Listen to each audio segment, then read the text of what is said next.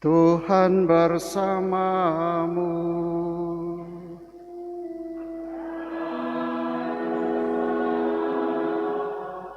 Inilah Injil suci menurut Markus.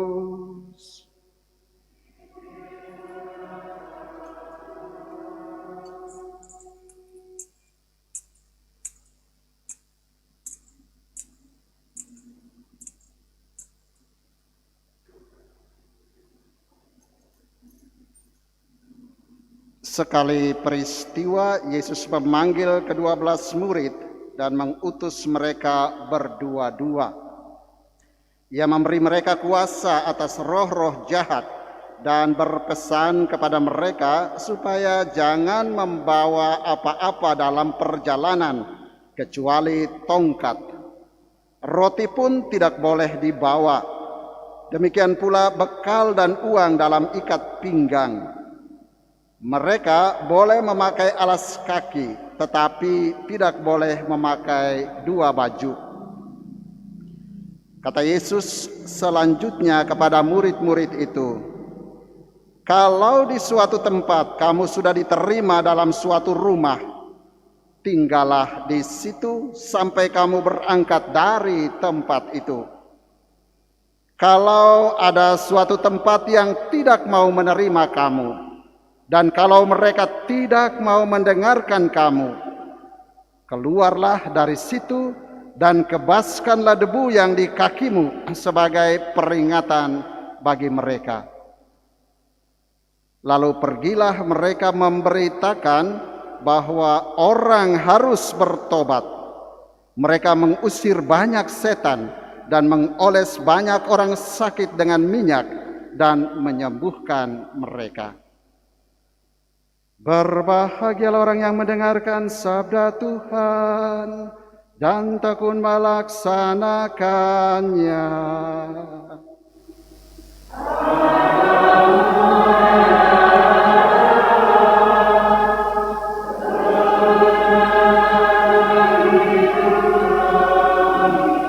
Demikianlah Injil Tuhan.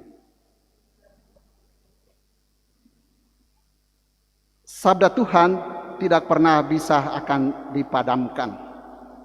Sabda Tuhan, warta kabar sukacita Tuhan harus selalu disampaikan, diwartakan ke seluruh dunia, meskipun dalam penyampaian itu, pewartaan itu ada halangan dan tantangan, ada pergumulan-pergumulan, ada penolakan-penolakan, seperti yang dialami oleh Amos di dalam bacaan pertama tadi. Tetapi Tuhanlah yang akan selalu hadir, beserta, menyertai, menolong, menjadi penopang bagi utusannya. Dan bacaan hari ini, Bapak Ibu, sebenarnya menyadarkan kita semua atau mengingatkan kita semua bahwa kita semua ini adalah utusan-utusan Tuhan. Kita semua ini adalah murid-murid Tuhan yang dipilihnya. Bahkan dalam bacaan kedua tadi dia katakan, di dalam Kristus Allah telah memilih kita sebelum dunia dijadikan. Dipilihnya kita sebagai muridnya, utusannya, dan diutusnya untuk mewartakan kabar sukacita supaya banyak orang mengalami keselamatan. Karena itu hari ini saya mengajak kita untuk merenungkan tentang posisi kita sebagai utusan Tuhan, murid-murid yang diutus oleh Tuhan untuk menyampaikan kabar sukacitanya. Ada beberapa titik permenungan yang ingin saya garis bawahi. Kesadaran tadi yang paling penting adalah kita sadar bahwa kita itu adalah orang yang diutus. Dan sebagai utusan Tuhan itu kita akan diutus dan dipersenjatai dengan segala kuasa yang diberikannya. Tetapi ada syarat yang harus kita perhatikan di dalam menjalankan tugas perutusan itu. Tadi dikatakan oleh Markus, ia memberi mereka kuasa atas roh-roh jahat dan berpesan kepada mereka supaya jangan membawa apa-apa dalam perjalanan. Jangan membawa apa-apa dalam perjalanan kecuali tongkat. Roti pun tidak boleh dibawa. Demikian pula bekal dan uang dalam ikat pinggang juga tidak boleh. Boleh memakai alas kaki, tetapi tidak boleh memakai dua baju. Titik pertama ini, jangan membawa apa-apa dalam perjalanan. Barangkali kita semua sudah sering merenungkan soal ini, bahwa mengapa tidak boleh bawa apa-apa dalam perjalanan? Sering sudah dikatakan kepada kita, supaya yang ada dalam tugas perutusan itu hanyalah Tuhan. Yang kita andalkan di dalam tugas perutusan itu sebagai kekuatan utama kita, bukan soal makan minum dan lain-lain itu, tapi yang kita andalkan, yang kita pegang teguh di dalam tugas perutusan itu hanyalah Tuhan, kuasanya dan penyelenggaraan kasih-Nya semata. Karena itu sebagai seorang utusan Tuhan, kita selalu menyandarkan diri pada kuasanya itu. Dalam konteks iman mungkin seperti itu. Tapi barangkali juga kalau kita menarik sedikit keluar secara sosial, dalam permenungan saya melihat syarat yang diberikan oleh Tuhan Yesus kepada para muridnya, jangan membawa apa-apa dalam perjalanan ini adalah sebuah ajakan supaya para murid itu mengosongkan pikiran dan dirinya, supaya siap dan terbuka menghadapi budaya yang baru, menghadapi lingkungan yang baru, menghadapi masyarakat yang baru. Dan kalau ada kesiapan, kalau ada keterbukaan, pengosongan diri seperti itu, orang utusan itu akan mudah untuk beradaptasi. Sering kita bertemu dengan para utusan Tuhan, para murid Tuhan, pewarta yang kadang mengalami kegagalan dalam misinya. Mengapa? Karena ketika dia datang ke lingkungan dan masyarakat yang baru, umat yang baru yang dia layani, yang dia bawa adalah bekal budayanya, bekal lingkungannya yang lama, dan dia coba menerapkan itu kepada lingkungan yang baru. Karena itu bisa saja terjadi di sana ada yang namanya syok budaya. Atau juga bisa sampai terjadi konflik budaya. Bisa jadi terjadi ada anggapan di dalam dirinya bahwa budaya saya, lingkungan saya itu adalah yang superior. Sedangkan lingkungan atau budaya yang baru yang saya masuk itu adalah yang inferior. Jadi ada unsur superioritas dan inferioritas.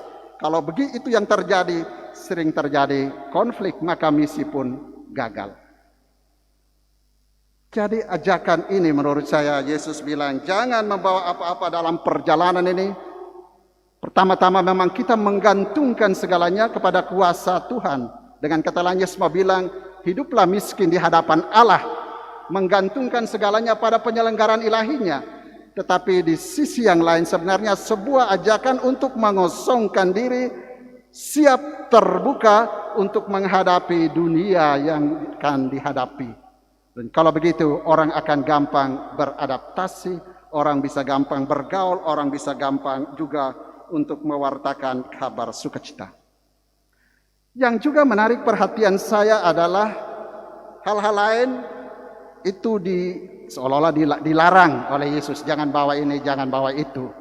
Tetapi Yesus bilang, tadi dia bilang, jangan membawa apa-apa dalam perjalanan kecuali tongkat. Kecuali tongkat. Mengapa tongkat?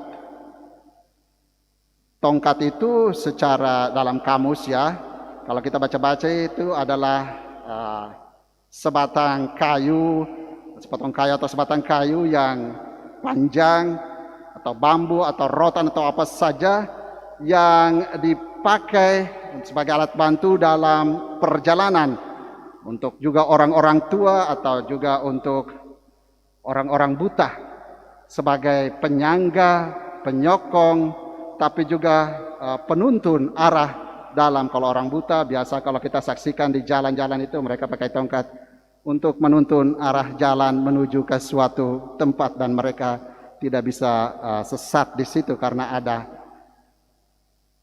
Tetapi tongkat juga secara metaforis itu berarti sebenarnya adalah sebuah kuasa, kekuasaan ilahi maupun kekuasaan manusiawi. Ya, itulah tongkat. Secara biblis itu kalau kita mendengar lagu Tuhanlah gembalaku, gadamu dan tongkatmu itulah yang membimbing aku, ya. Gada dan tongkat itu, gada itu tanda penyertaan, tongkat itu adalah tanda pertolongan. Jadi sebenarnya Yesus bilang, kalau menurut permenungan saya, mengapa Yesus bilang kecuali tongkat, dia mau bilang, hai murid-muridku, sadarilah bahwa Allah selalu menyertai dan menolongmu dalam perjalanan perutusan itu. Sadarilah dan selalu sadarilah. Kesadaran ini harus selalu melekat pada pikiran dan hatimu bahwa Allah selalu hadir menyertai dan menolongmu. Itulah tongkat. Allah selalu hadir menuntunmu sampai kepada tujuan. Karena itu jangan lupa untuk bawa itu tongkat, bawa itu kesadaran bahwa Allah itu menuntunmu. Allah itulah yang menyokongmu, mendukungmu. Jadi kalau ada pergumulan atau ada persoalan ketika mengalami kesulitan di dalam perutusan itu, ingat penuntunmu itu adalah Tuhan. Penuntunmu itu adalah Allah. Maka datanglah berserah kepadanya. Datanglah berserah, berpasrah kepadanya. Mintalah tuntunannya, mintalah pertolongannya. Menarik tadi, tongkat sebagai penuntun dalam kehidupan manusiawi kita. Atau juga kalau kita lihat, kalau orang buta jalan itu selain ada tongkat, ada juga orang yang menuntun. Maka saya merefleksikan secara sosial, barangkali tongkat di sini kalau kita tarik ke tataran horizontal barangkali adalah teks ini mengajak kita untuk mari jadikan diri kita sebagai tongkat-tongkat bagi orang yang lain. Mari jadikan hidup dan diri kita, kata-kata kita, perbuatan kita, sikap kita sebagai penuntun bagi orang-orang yang lain, memberdayakan mereka untuk berjalan sampai kepada keselamatan. Jadi tongkat utama kita memang adalah Tuhan, tapi kita ini adalah tongkat-tongkat Tuhan yang Tuhan pakai juga untuk menuntun orang-orang lain sampai kepada kesudahan. Sampai kepada tujuan keselamatan itu. Titik lain juga yang ingin saya angkat untuk kita renungkan pada hari Minggu biasa yang ke-15 ini dari bacaan Injil tadi adalah soal ini. Kalau di suatu tempat kamu sudah diterima dalam suatu rumah, tinggallah di situ sampai kamu berangkat dari tempat itu. Kalau ada suatu tempat yang tidak mau menerima kamu, dan kalau mereka tidak mau mendengarkan kamu, keluarlah dari situ dan kebaskanlah debu yang di kakimu sebagai peringatan bagi mereka. Kebaskanlah debu yang di kakimu sebagai peringatan bagi mereka. Saya tidak tahu Bapak Ibu punya pengalaman bagaimana, tetapi ada kisah-kisah yang menarik, yang memberi kesaksian betapa ungkapan ini, kebaskanlah debu yang di kakimu ini, yang dilakukan oleh seorang utusan Tuhan itu sering memang menjadi kenyataan iman. Banyak juga ada mulai menjadi musibah terjadi ketika penolakan terjadi dan imam atau utusan itu keluar dari situ dan mengebaskan debu. Hanya kadang-kadang ini salah dipahami, seolah-olah itu menjadi sebuah kutukan, mengutuk. Padahal Yesus bilang, kebaskanlah debu di kakimu sebagai peringatan. Sebagai peringatan. Mengapa sebagai peringatan? Peringatan supaya orang-orang yang ada di situ sebenarnya semua bilang, sudah tidak usah, kalau memang mereka tidak mau terima, jangan buang energi, jangan buang pikiran, jangan buang tenaga untuk mereka. Toh apa artinya kita memberikan mutiara kepada makhluk yang tidak menghargai mutiara itu? Tinggalkan saja mereka, karena banyak orang di tempat lain masih membutuhkanmu. Tetapi kasih ingat mereka, ngoni suatu saat pasti akan menyesal. Dan peringatan ini sebenarnya tujuannya adalah pertobatan. Ngoni suatu saat akan menyesal dan bertobat. Itu untuk orang-orang yang tinggal di situ. Tetapi untuk saya juga merenung seperti ini. Sebenarnya Yesus kasih ingat juga kepada para utusan itu. Kalau ada orang tolak kamu, jangan kamu simpan marah. Jangan kamu mendendam mereka. Karena dendam dan marah itu bagaikan sampah, bagaikan debu. Tidak usah. Itu sebaiknya ditinggalkan. Tetaplah berdoa supaya mereka suatu saat akan menyesal dan bertobat. Begitu juga Bapak Ibu, Saudara dan Saudari. Sekali lagi kita semua adalah utusan Tuhan. Kalau di rumah, kalau Bapak Ibu tegur anak, kasih nasihat dan dia belum mengerti, jangan simpan sebagai amarah dan benci di hati. Lepaskan itu dengan doa yang paling bagus. Ketika disalib itu Yesus bilang, Tuhan ampuni anak saya ini karena dia belum mengerti apa yang dia lakukan. Doakan supaya suatu saat dia sadar, dia menyesal dan dia bertobat. Begitu juga kalau ibu susah menghadapi suami, hal yang sama harus dilakukan. Jangan simpan sampah-sampah itu, jangan simpan debu-debu kemarahan, kebencian itu melekat pada dirimu. Keluarkan saja dengan doa itu pengampunan. Ampuni dia karena mungkin dia belum mengerti, dia tidak tahu apa yang dia lakukan. Tuhan memberkati kita semua. Amin.